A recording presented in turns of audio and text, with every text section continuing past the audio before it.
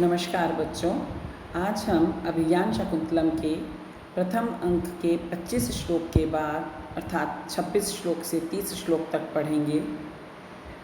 जिस समय राजा दुष्यंत शकुंतला के विषय में सोचता है कि शकुंतला वरण के योग्य है या नहीं है, तो उसे पता चलता है सखियों के द्वारा कि शकुंतला वास्तव में वरण के योग्य है और कर्ण उसका विवाह करना चाहते हैं। और दुष्यंत कहता है कि मैं भी विवाह करना चाहता हूँ। ऐसा इन्हीं कारणों से शकुंतला को प्राप्त करने की इच्छा से युक्त होता हुआ, अभिलाषा से युक्त होता हुआ परिपूर्ण है।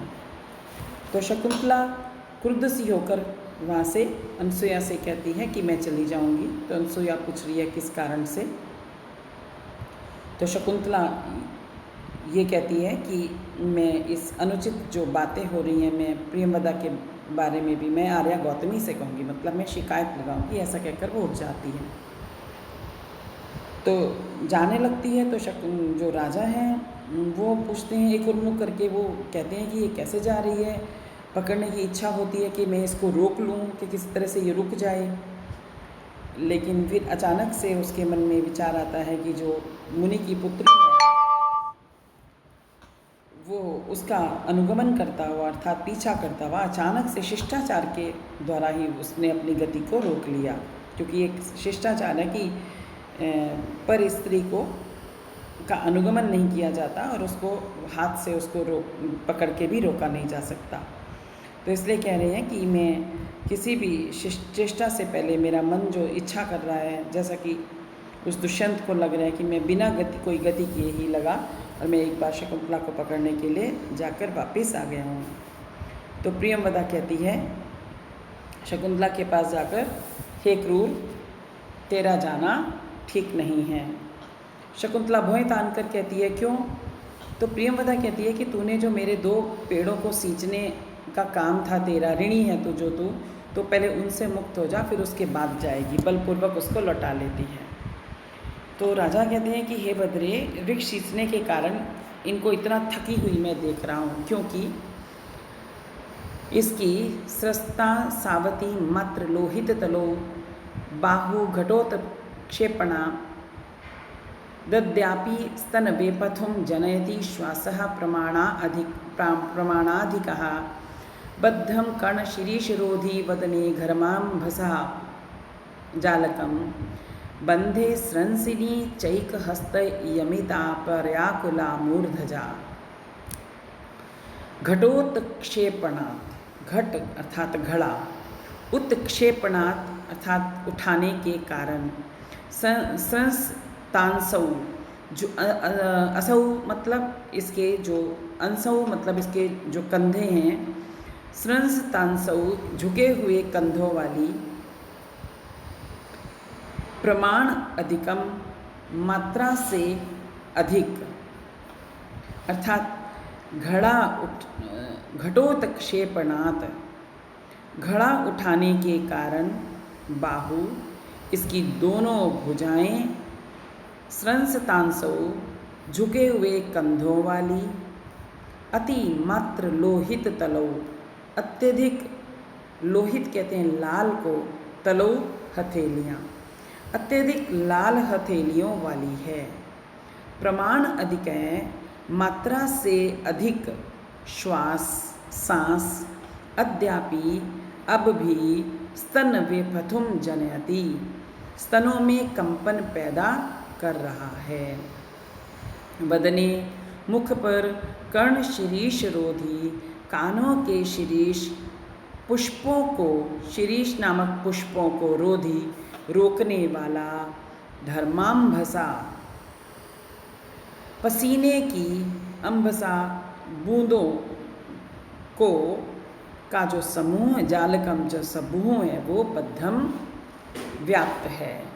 बंधे स्रंसिनी मूर्धजा और बंधन के स्रंसिनी खुल जाने पर मूर्धजा एक हस्त यमिता, एक हाथ से संभाले हुए मूर्धजा बाल पर्याकुला बिखरे हुए हैं। घड़ा उठाने के कारण, पहली पंक्ति में देखो, घटोत्क्षेपणात्, घड़ा उठाने के कारण इसकी बाहु स्रंसतांसौ, अत्यधिक झुके हुए कंधों वाली हैं, और अति मात्र लोहित तलो, अत्यधिक लाल हथेलियों वाली है। प्रमाण अधिकाश्वासा, मात्रा से अधिक श्वास, अद्यापि अब भी, स्तन वे पथुम जनयति, स्तनों में कंपन पैदा कर रहा है। वदने, मुख पर कानों के शिरीष नामक फूलों को रोकने वाला। धर्मांभसा, पसीने की बूंदों का समूह व्याप्त है। और बंधे स्रंसिनी, बंधन के खुल जाने पर एक हस्त यमिता, एक हाथ से संभाले हुए जो केश हैं, जो बाल हैं, मूर्धजा जो बाल हैं वो बिखरे हुए हैं। अब भाव ये है कि आप अपनी आँखों के सामने वो दृश्य लाओ कि जब भारी वस्तु हाथ में उठाई जाती है तो कंधे अपने आप ही थोड़े से झुके झुके से दिखाई देते हैं। तो ऐसे राजा दुष्यंत कह रहे हैं कि शकुंतला के इस भारी भारी घड़ों को उठाने के कारण दोनों भुजाओं के साथ इसके जो कंधे हैं वो झुके झुके से दिखाई दे रहे हैं, और जो कोमल हथेलियां हैं वो बहुत अधिक परिश्रम करने के कारण लाल हो गई हैं। लोहित तलौ, हथेलियां लाल हो गई हैं। और जब भारी वस्तु उठाई जाती है तो सांस बहुत तेज़ी से चलने लगती है, तो सांस तेज़ी से चलने के कारण वो कहते हैं कि स्तनों में कंपन पैदा हो रहा है। स्तन वे पथुम, स्तनों में कंपन पैदा हो रहा है। और भी क्या कहते हैं कि जो कानों पर शिरीष नामक फूल उसके लगे हुए हैं उसको रोकने वाला पसीने की बूंदें बहुत अधिक व्याप्त हैं। वदने, मुख पर धर्मांबसा, पसीने की बूंदों से व्याप्त है उसका मुख। और परिश्रम अधिक करने पर, जिसको परिश्रम बहुत अधिक करने का जब अभ्यास नहीं होता तो उसमें श्रम से होने वाले ये चिन्ह दिखाई देते हैं। अब बहुत अधिक परिश्रम कर रही है तो बंधे स्रंसिनी, बंधन के खुल जाने पर, बंधन अर्थात उसने जो चोटी बनाई हुई है उसका बंधन खुल गया, वो खुल गई चोटी। उसको खुल जाने से एक हस्त यमिता, एक हाथ से संभाले हुए मूर्धजा जो बाल हैं वो पर्याकुला चारों तरफ बिखरे हुए हैं।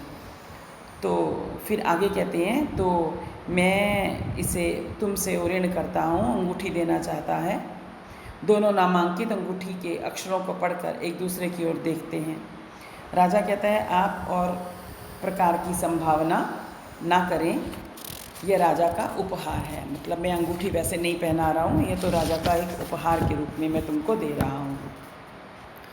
तो प्रियंवदा कहती है कि तब तो यह अंगूठी आपकी अंगुली से अलग होने के योग्य नहीं है, आपके वचन से ही ये मुझसे उऋण हो गई है।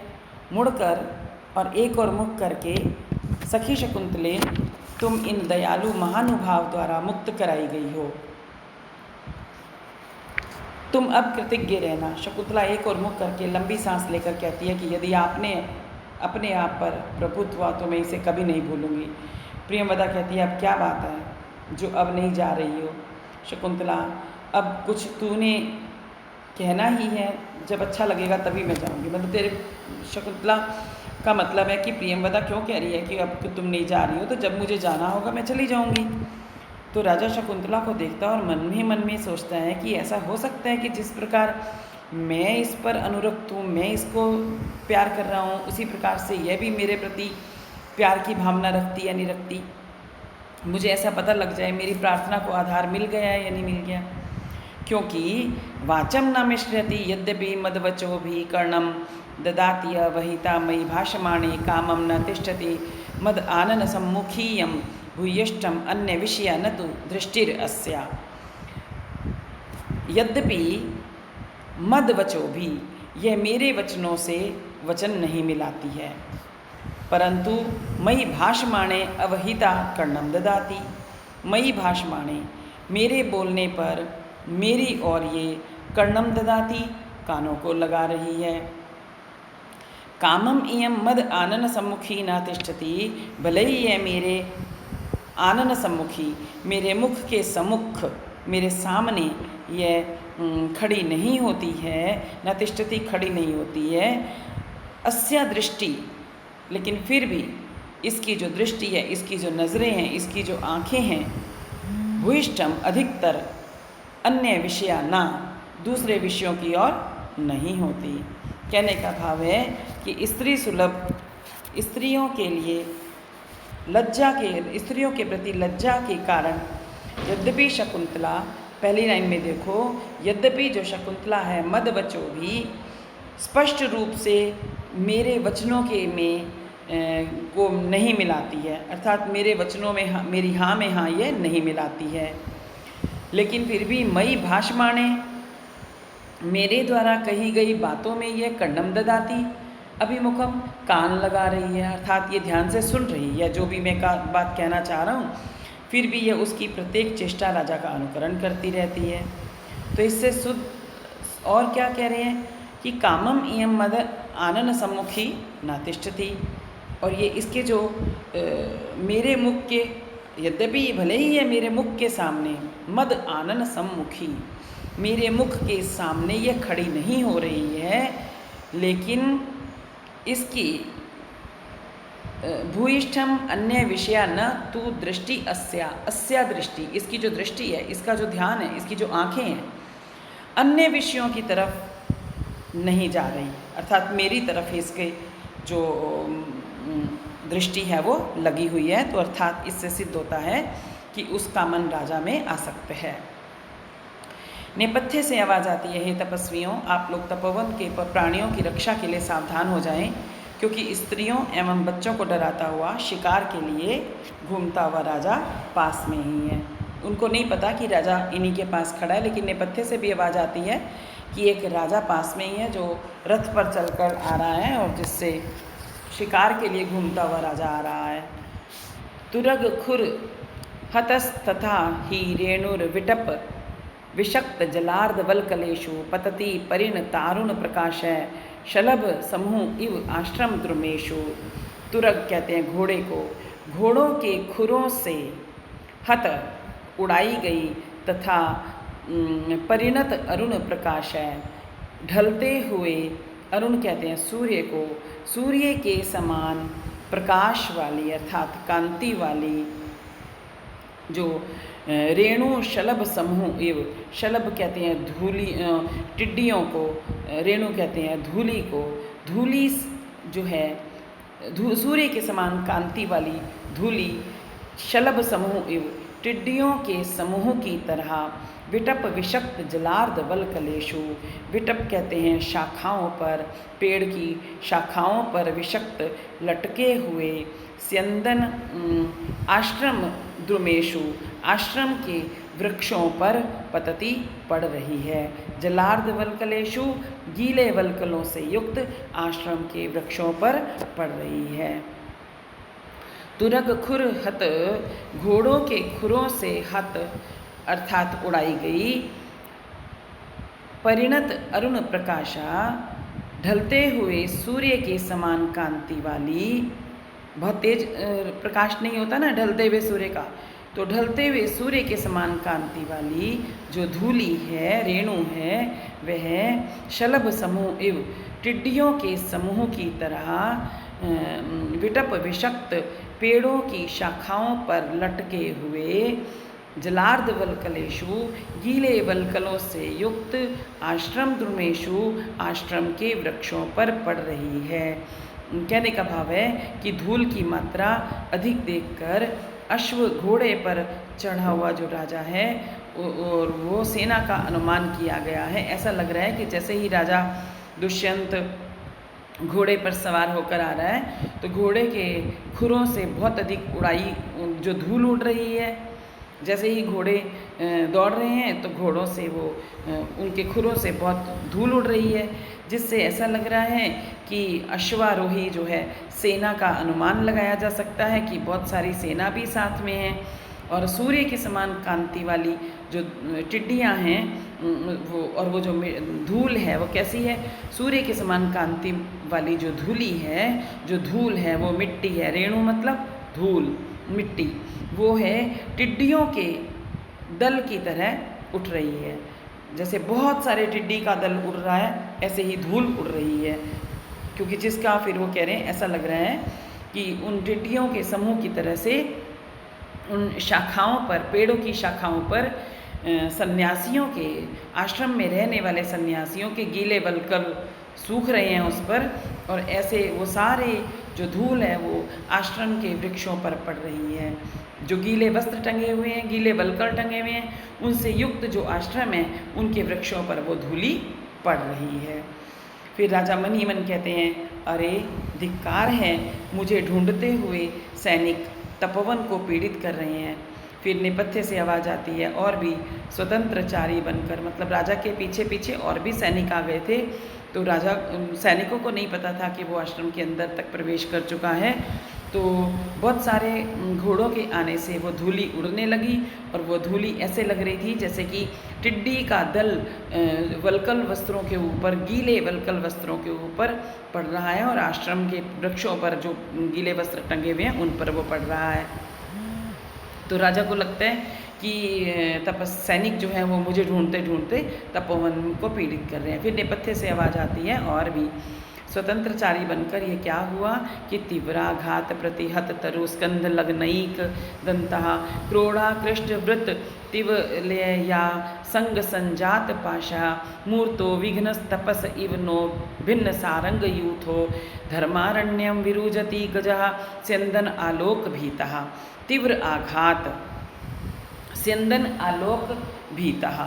स्यंदन कहते हैं रथ को आलोक देख कर भीतः डरा हुआ, तीव्र आघात, तीव्र प्रहार से प्रतिहत तोड़े गए, वृक्ष तरु स्कंध लग्नई एक दंतः, वृक्ष की, तरु अर्थात वृक्ष की, स्कंद शाखा में, लगनई लगे हुए, फंसे हुए, एक दंतः एक दांत वाला, क्रोढ़ा आकृष्ट छाती से आकृष्ट अर्थात खींची हुई, व्रतती वलया लता समूह के वलया वलय हो जाने से अर्थात लता का समूह, आसंग संजात पाशः लिपट जाने से पड़ गई है, पाश अर्थात बेड़ी जिसको, भिन्न सारंग यूथा, ऐसे सारंग कहते हैं हिरण को, हिरणों के झुंड को, यूथ अर्थात झुंड, हिरणों के झुंड को दूर करता हुआ यह न तपस्या, न अर्थात हमारी तपस्या के लिए मानो मूर्तः मूर्तिमान, विघ्न इव विघ्न स्वरूप गजह यह हाथी धर्मारण्यम विरुजति तपोवन को व्याकुल कर रहा है। एक हाथी का वर्णन है कि हाथी जो है वो रथ को स्यंदन आलोक, सबसे नीचे वाली लाइन में है स्यंदन आलोक भीत है, रथ को देख कर डरा हुआ। फिर पहली लाइन में आ जाओ, तीव्र आघात प्रतिहता, तीव्र प्रहार से तोड़े गए, तरु स्कंध पेड़ की शाखा में लग्न लगे हुए, फंसे हुए, एक दंता एक दांत वाला, क्रोढ़ छाती से आकृष्ट खींची हुई, लता व्रतती वलय आसंग संजात पाशय, समूह के लिपट जाने से प्राप्त हुई बेड़ी के पाश वाला अर्थात बंधन वाला। तीसरी लाइन में है भिन्न सारंग यूथो, सारंग हिरणों के झुंड, यूथ कहते हैं झुंड को दूर करता हुआ, हमारी तपस्या के लिए न तपस्या, हमारी तपस्या के लिए मानो मूर्तो मूर्तिमान विघ्न स्वरूप यह हाथी तपोवन को व्याकुल कर रहा है। आंखों के आगे दृश्य लाओ कि राजा के रथ को देखने से एक भयभीत हुआ हाथी वन में भड़क गया है, जिससे वह वहाँ के पेड़ों, लताओं तथा मृग समूह को नष्ट करने लगा है, जो तपोवन के वासियों की तपस्या में साक्षात विघ्न के समान है। अर्थात रथ को देखकर वो बहुत क्योंकि बहुत सारे घोड़े हैं, बहुत सारे सैनिक आ रहे हैं, तो बहुत सारे घोड़े हैं, तो उनके घोड़ों को देखकर एक जो हाथी था वो पेड़ों की शाखाओं में उसका एक दांत फंस रहा था और छाती से उसने बहुत सारी लताओं के समूह को लिपट जाने से बेड़ी के बंधन वाला है और हिरणों के झुंड को वो दूर कर रहा है। हिरण भी उससे डर डर के भागी जा रहे हैं, क्योंकि वो जंगली हाथी है और वो उससे सभी हिरण डर रहे हैं। ऐसी हमारी तपस्या के लिए मानो मूर्तिमान विघ्न स्वरूप यह हाथी तपोवन को व्याकुल कर रहा है। फिर सभी कान लगाकर घबराहट के साथ उठ पड़ती हैं। तो आर्य अनसुईया कहती है, आर्य इस शोर से हम घबरा गई हैं, तो आप हमें कुटिया में जाने की अनुमति दें। राजा घबराहट के साथ कहता है, आप जाएं, हम भी आश्रम में विघ्न ना हो ऐसा ही प्रयत्न करेंगे। दोनों सखियां कहती हैं कि जिसका सत्कार नहीं किया गया है, ऐसे आप आर्य को पुनः दर्शन के लिए निवेदन करती हुई, मतलब उनका सत्कार करना है राजा दुष्यंत का, तो उसको निवेदन कर रही हैं। तो राजा कहता है, नहीं नहीं ऐसी बात मत कहो, आपके दर्शन से ही मेरा सम्मान हो चुका है। लेकिन दोनों सखियां कहती हैं कि हे सखी शकुंतले, जल्दी जल्दी आओ, और आर्या गौतमी तो चिंता कर रही होगी हमारे लिए। शकुंतला मनी मन कहती है कि हाय धिक्कार है, जांघों की जकड़न से मैं बेचैन हो रही हूँ, आप धीरे धीरे जाएं। शकुंतला बहाने के साथ देरी करके सखियों के साथ निकल गई। और राजा फिर कहता है कि नगर जाने के प्रति मैं मंद उत्सुकता वाला हो गया हूँ, तो अपने अनुयायियों से मिलकर उन्हें तपोवन से कुछ दूरी पर ठहरा दूँ। मैं शकुंतला की ओर अपनी प्रवृत्ति से अपने आप को नहीं हटा पा रहा हूँ, क्योंकि जो मेरा मन है वो कैसा है, गच्छति पुरः शरीरम धावति पश्चात संस्तुतम चेतः चीनांशुकम इव केतुः प्रतिवातम नियमानस्य। जो मेरा शरीर है, शरीरम पुरः गच्छति, जो मेरा शरीर है वो तो आगे की ओर, पुरः मतलब आगे की ओर जा रहा है, लेकिन चेतः जो चित्त है, जो मन है, वो प्रतिवातम, प्रति मतलब उल्टी तरफ को, विरुद्ध हवा जो है, हवा के विरुद्ध ले जाई जाती हुई, नियमानस्य ले जाई जाती हुई, चीन अंशुक इव ध्वजा के चीन निर्मित रेशमी वस्त्र के समान असंस्तुतम पश्चात धावती, अपरिचित बना हुआ वो पीछे की ओर जा रहा है। अर्थात मेरा जो शरीर है वो तो आगे आगे की ओर जा रहा है, और जो मेरा मन है, जो मेरा चित्त है, वो पीछे की ओर ले जा रहा है। जिस प्रकार से वो हवा के प्रतिवात, विरुद्ध की दिशा में ले जाई जाती हुई हवा, वो कैसी है, ध्वजा के चीनांशुकम इव, चीन निर्मित रेशमी वस्त्र के समान अपरिचित बना हुआ पीछे की ओर जा रहा है। राजा दुष्यंत की दशा ऐसी प्रतीत हो रही है, एक ध्वजा पताका के समान प्रतीत हो रही है, जिसमें वह विपरीत दिशा की ओर फहराते हुए ध्वजा के वस्त्र के समान जा रहा है। अर्थात वो कह रहा है कि मेरा मन तो आगे आगे की ओर जा रहा है, लेकिन मेरा मन इस शकुंतला की तरफ से पीछे नहीं जा रहा। इस प्रकार से ये आपका प्रथम अंक समाप्त होता है। अब अगले वीडियो में, अगले लेक्चर में हम द्वितीय अंक का पहले सार पढ़ेंगे, उसके पश्चात हम द्वितीय अंक के श्लोक आरंभ करेंगे।